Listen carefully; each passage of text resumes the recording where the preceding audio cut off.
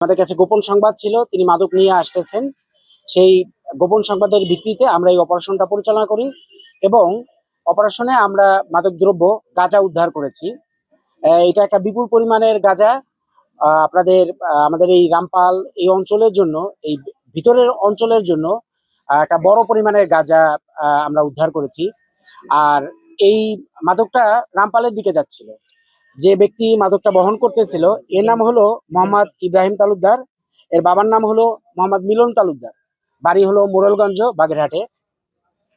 এরা প্রতিনিয়তই সহ এর সংঘবদ্ধ যে চক্রটি প্রতিনিয়তই মাদক রামপাল বা এই বাগেরহাট এলাকায় মাদক নিয়ে আসতো।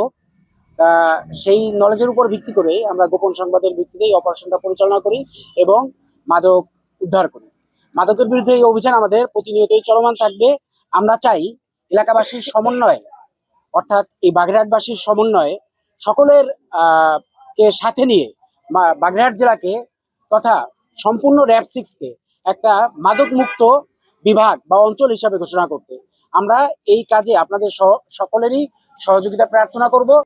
আমরা এখন যে আসামিকে পেলাম, আমাদের এই মাদকের পরিমাণটা আনুমানিক 10 থেকে 15 কেজি মাদক আছে এই জায়গায়, অর্থাৎ একদম গাঁজা আছে 10 থেকে 15 কেজি।